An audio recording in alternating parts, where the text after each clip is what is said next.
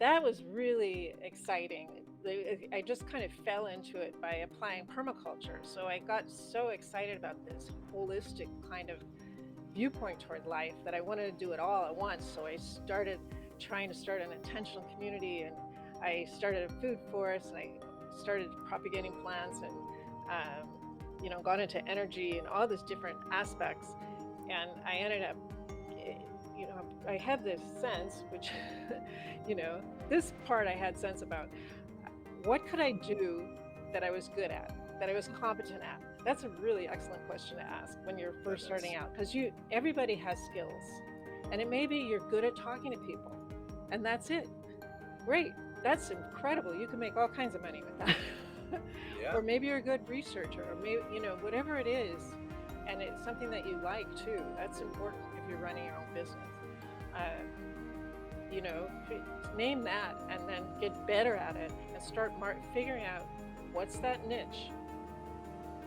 How can I market that niche? Who needs it? And again, a business plan will ask you those kinds of questions. So I did that, and I knew I could lecture on starting a basic garden and some elements of a food forest. So I started giving lectures on that, and people loved it. And then I was also having intentional community meetings, and then I started doing some events because I had a friends network that were artists and did kind of different events. And then because people that came to the intentional community meeting wanted to buy plants, I started having a nursery in my place. And I was starting to capture energy from all these different areas, and that's, capture and store energy is a permaculture principle. The other principle that I really applied was integrate, don't segregate.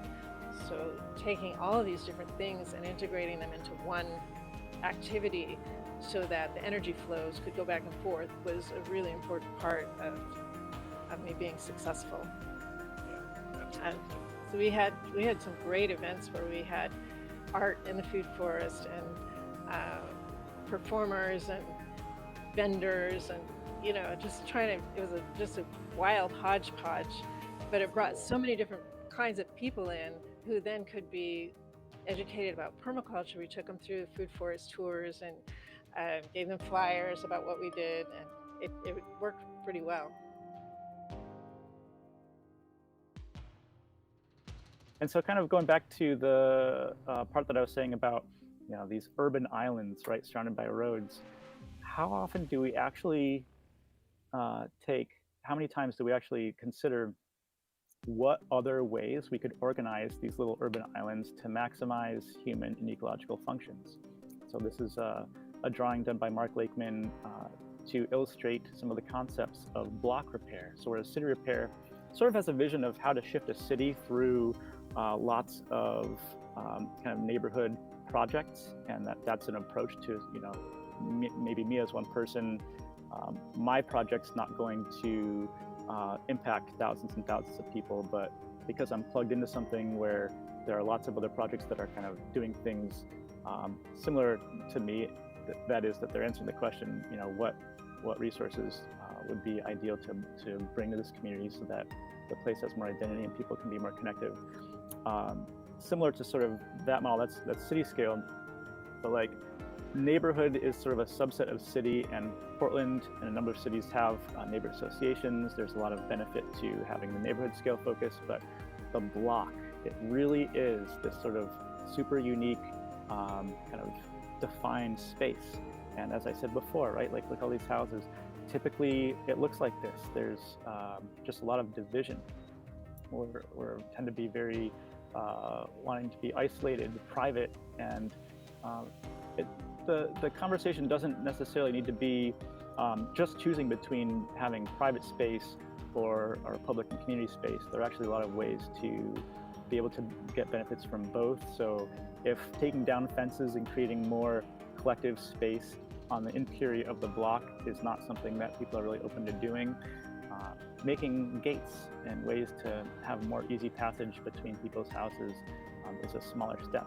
And the Planet Repair Institute in Selwood, where this map is made from, that's really kind of how it has shifted over time, where some neighbors were willing to take their fences down, and we've graduated PDCs in the community space created by neighbors being willing to open up this sense of privacy in order to create something bigger than that, to actually benefit more people. And so this is a concept that I think is deserving of a lot more attention and conversation and focus, not just in PDCs, but just in pretty much any community group in general, because this is really where things can happen. And most of the time we don't even know our neighbors or know what they do. And one of the exercises that City Repair took on early on, I think even before it was a nonprofit, was to survey the neighborhood and find out who does what and what people's interests are, and then recognizing that maybe I don't have to go all the way across town to